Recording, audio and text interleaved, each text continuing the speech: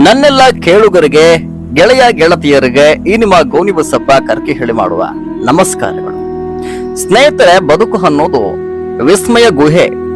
ನಡೆದು ಹೋದಂತೆಲ್ಲ ಒಂದೊಂದೇ ವಿಸ್ಮಯಗಳು ಗೋಚರಿಸುತ್ತವೆ. ಹಾಗೇನೆ ನಾನು ಮುಂಜಾನೆ 9 ಹೊತ್ತಿಗೆ ಕೈಯಲ್ಲಿ ಫೋನ್ ಹಿಡಿದು ಕೂತಿದ್ದೆ. ಸರಕ್ಕನೆ ನನ್ನ ಮೊಬೈಲ್ಗೆ ಒಂದು SMS ಹಾಯ್ದು ಬಂತು. ಏನೆಂದು ಕೊಂಚ ಕಣ್ಣಾಡಿಸಿದೆ.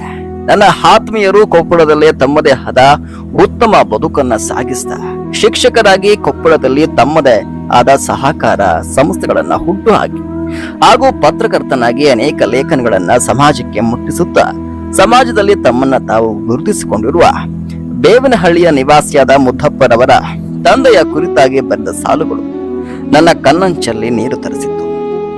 ಇವತ್ತು ಅಪ್ಪನ ದಿನಾಚರಣೆ. ಎಂದಿನಂತೆ ಮೊಬೈಲ್ ಕೈಗೆತ್ತಿಕೊಂಡಾಗ ಗೊತ್ತಾಯ್ತು, ನನ್ನ ಮಕ್ಕಳು ಮತ್ತು ನನ್ನ ಅಣ್ಣ ತಮ್ಮನ ಮಕ್ಕಳು ಸಹ ನನ್ನ ಫೋಟೋ ಹಾಕಿ ನನ್ನ ಅಪ್ಪ ನನ್ನ ಜೀವ ಅಂತ ಅಡಿಬರಹ ಹಾಕಿ ಫಾದರ್ಸ್ ಡೇನ ವಿಶ್ ಮಾಡಿದ್ರು.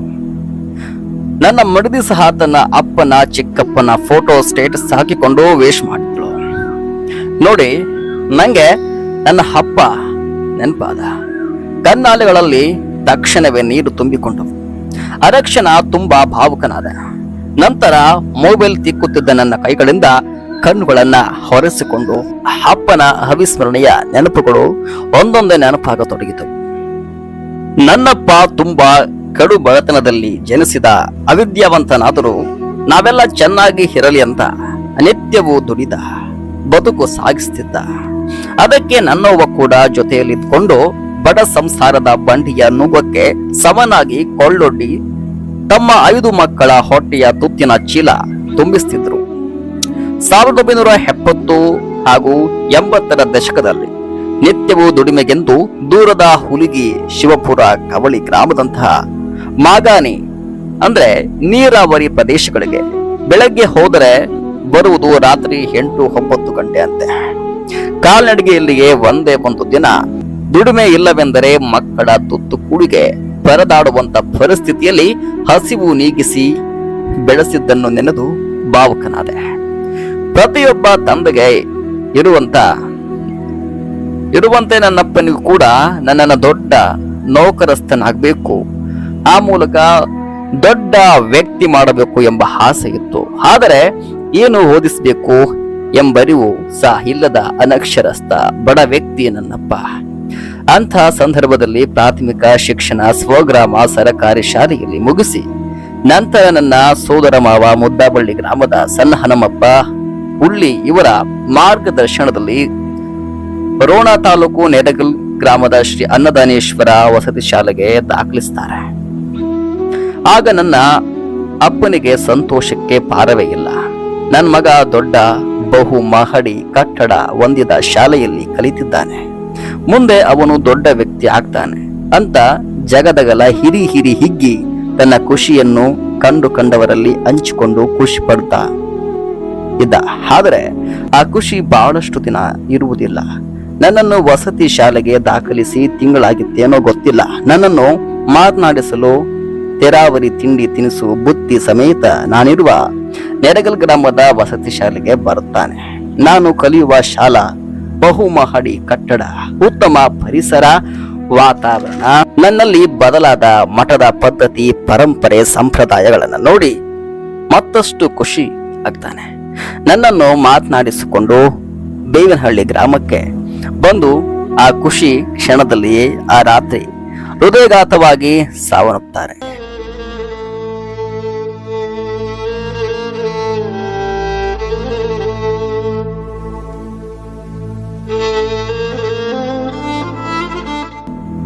ಎಂಬುದನ್ನು ನೆನೆಸಿಕೊಂಡರೆ ಈಗಲೂ ದುಃಖ ಹುಮ್ಮಳಿಸಿ ಬರುತ್ತದೆ. ನನ್ನ ಕುಟುಂಬಕ್ಕೆ ಆಸರೆ ಇರುವ ಏಕೈಕ ಜೀವ ನನ್ನ ತಂದೆ. ದುಡಿಯುವ ನನ್ನ ತಂದೆ ಕಳೆದುಕೊಂಡ ನಮ್ಮ ಕುಟುಂಬ ಅಕ್ಷರ ಸಹ ಬೀದಿಗೆ ಬಿತ್ತು. ನನ್ನ ತಂದೆ ಸಾವು ಎಷ್ಟೊಂದು ಭೀಕರತೆಯನ್ನ ಮಾಡಿತೆಂದರೆ, ಮೊದಲೇ ಬಡತನದ ಸಂಕೋಲೆಯಲ್ಲಿದ್ದ ನಮ್ಮ ಕುಟುಂಬ ಮತ್ತಷ್ಟು ಕಷ್ಟ ಅನುಭವಿಸಿದ್ದು ನೆನೆದರೆ ಈ ಕಷ್ಟ ನನ್ನ ಪರಮ ಶತ್ರುವಿಗೂ ಸಹ ಬರಬಾರದು. ಅಪ್ಪನ ದಿಢೀರ್ ಸಾವು ನನ್ನ ತಾಯಿಯನ್ನು ಮಾನಸಿಕ ಅಸ್ವಸ್ಥೆಯನ್ನಾಗಿ ಮಾಡಿದ್ದು ನನ್ನ ಜೀವನದ ಮತ್ತೊಂದು ಘನ ದುರಂತ. ಆ ಶಾಲೆಗೆ ಗುಡ್ ಬೈ ಹೇಳಿ ಮಾನಸಿಕವಾಗಿ ಸ್ವಸ್ಥ ಕಳೆದುಕೊಂಡ ತಾಯಿಯ ಜೊತೆಗೆ ಚಿಕ್ಕ ವಯಸ್ಸಿನಲ್ಲಿ ದುಡಿಮೆಗೆ ಹನಿಯಾದೇನು. ನನ್ನ ಪರಿಸ್ಥಿತಿ ಅರಿತು ನನ್ನನ್ನು ಮತ್ತೆ ಇಟ್ನಾಳ ಪ್ರೌಢಶಾಲೆಗೆ ಸೇರಿಸಿದ್ದು ಗ್ರಾಮದ ನನ್ನ ಪಾಲಿನ ಪುಣ್ಯಾತ್ಮ ದಿವಂಗತ ಹನುಮಪ್ಪ ಮೂಲಿಮನಿ. ಶಾಲೆಗೆ ಹೋಗುತ್ತಾ ರಜೆ ದಿನಗಳಲ್ಲಿ ತಾಯಿಯ ದುಡಿಮೆಗೆ ಸಾಥ್ ನೀಡುತ್ತಾ ಹೇಗೋ SSLC ಮುಗಿಸಿಕೊಂಡೆ.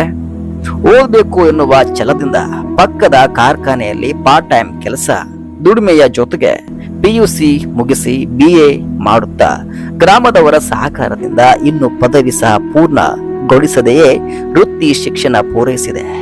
ಸರಕಾರಿ ಶಾಲೆಯಲ್ಲಿ ಗೌರವ ಶಿಕ್ಷಕನಾಗಿ ಕೆಲಸ ಮಾಡುವ ಅವಕಾಶ ಸಿಗ್ತದೆ.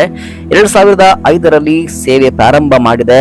ನನಗೆ ಆಗ ಗೌರವ ವೇತನ 1700 ರೂಪಾಯಿಗಳು. ಅದು ನನ್ನ ಪಾಲಿಗೆ ದೊಡ್ಡ ಪಗಾರ.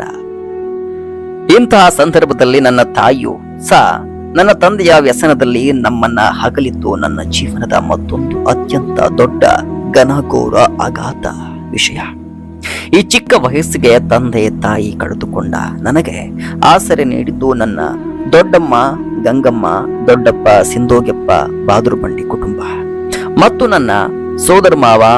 ದೇವರು ನನ್ನ ಜೀವನದಲ್ಲಿ ಏನೇನೋ ಆಟ ಆಡ್ತಾನೆ, ಆಡಲಿ, ಎಲ್ಲ ಅವನಿಚ್ಛೆ ಎಂದು ಹಿರಿಯರಿಲ್ಲದ ಮನೆಯಲ್ಲಿ ನಾನೇ ನನ್ನ ತಮ್ಮ ತಂಗಿಯರಿಗೆ ನಾನೇ ತಂದೆ ತಾಯಿ. ಆದರೂ ಸಹ ಅವರಿಗೆ ತೊಂದರೆ ಮಾಡಬಾರ್ದು ಅಂತ ನಂಗೆ ಬರುವ ಚಿಕ್ಕ ಪಗಾರದಲ್ಲಿ ಮನೆತನದ ಜವಾಬ್ದಾರಿ ನಿಭಾಯಿಸುತ್ತಾ ಶಾಲೆಯಲ್ಲಿ ಪಾಠ ಮಾಡುತ್ತಾ ಶಾಲೆಯ ಎಲ್ಲ ಶಿಕ್ಷಕರು ಹಾಗೂ ಗ್ರಾಮದ ಮುಖಂಡರುಗಳ ಸಹಕಾರದಿಂದ ಆ ಸಣ್ಣ ಪಗಾರದಲ್ಲಿ BEd ವೃತ್ತಿ ಶಿಕ್ಷಣ ಪೂರೈಸಿದೆ. ನಂತರ ಹಾಗೆ MA ಕನ್ನಡ ಸ್ನಾತಕೋತ್ತರ ಪದವಿ ಪೂರೈಸಿದ್ದು ಆ ದಿನಮಾನದ ನನ್ನ ಸಾಧನೆಯೇ ಸರಿ. ಇಲ್ಲಿಂದ ನನ್ನ ಪಯಣ, ನನ್ನ ಅವಿರತ ಪರಿಶ್ರಮ, ನನ್ನ ತಂದೆ ತಾಯಿಯ ಆಶೀರ್ವಾದ, ದೇವರ ದಯೆ, ಹಿತೈಷಿಗಳ ಸಹಕಾರದಿಂದ ನನ್ನ ಬದುಕಿನ ದಿಕ್ಕನ್ನೇ ಬದಲಾಯಿಸಿತು. ಇಂದು ನನ್ನ ತಂದೆ ತಾಯಿಯ ಆಶೀರ್ವಾದದಿಂದ ಚೆನ್ನಾಗಿದ್ದೇನೆ. ಇವತ್ತು ನಾನು ಸಮಾಜದಲ್ಲಿ ಒಬ್ಬ ಬಡವನ ಮಗನಾಗಿ ಹುಟ್ಟಿ ಶಿಕ್ಷಕನಾಗಿ ಸೇವೆ ಸಲ್ಲಿಸಿದ್ದು, ಶಿಕ್ಷಣ ಸಂಸ್ಥೆ ಪ್ರಾರಂಭ ಮಾಡಿದ್ದು, ಸಹಕಾರ ಸಂಸ್ಥೆಗಳನ್ನು ಹುಟ್ಟು ಹಾಕಿದ್ದು, ಯಶಸ್ವಿಯಾಗಿ ಮುನ್ನಡೆಸುತ್ತಿರುವುದು, ಪತ್ರಕರ್ತನಾಗಿ ಅನೇಕ ಲೇಖನಗಳನ್ನು ಬರೆಯುತ್ತಿರುವುದು, ಗುತ್ತಿಗೆದಾರನಾಗಿ ವಿವಿಧ ಸಂಘಗಳ ಸಂಸ್ಥೆಗಳ ತಾಲೂಕು ಹಾಗೂ ಜಿಲ್ಲಾ ಮುಖಂಡನಾಗಿ ಹೀಗೆ ಏನಾದರೂ ಸೇವೆ ಮಾಡ್ತಾ ಇದ್ದೀನಿ ಅಂದ್ರೆ ನನ್ನ ತಂದೆ ತಾಯಿ ಕೊಟ್ಟ ಭಿಕ್ಷೆ ಅದು. ಅವರ ಋಣ ಎಷ್ಟು ಜನ್ಮವಾದ್ರೂ ಹುಟ್ಟಿ ಬಂದು ತೀರಿಸೋಕೆ ಆಗಲ್ಲ. ಸ್ವರ್ಗಸ್ಥರಾದ ನನ್ನ ತಂದೆ ತಾಯಿ ನನ್ನ ಜೊತೆಗೆ ಇದ್ದಾರೆ ಎಂದು ನಿತ್ಯವೂ ಅವರಿಗೆ ನಮಿಸಿಯೇ ನನ್ನ ದಿನಚರ್ಯೆ ಪ್ರಾರಂಭ ಮಾಡ್ತೀನಿ. ಅಬ್ಬ ವಂಡರ್ಫುಲ್ ಸ್ಟೋರಿ ಡಿಯರ್ ಫ್ರೆಂಡ್. ಬದುಕಿನಲ್ಲಿ ಸೋಲು, ದುಃಖ, ಅನುಭವ ಇವೆಲ್ಲವುಗಳ ಪರಿಚಯವಾದ್ರೆ ಇಂಥ ಗೆಲುವು ಸಿಗಲು ಸಾಧ್ಯ. ನಮಸ್ಕಾರ, ನಾನು ಗೋನಿಬಸಪ್ಪ ಕರ್ಕಿಹಳ್ಳಿ.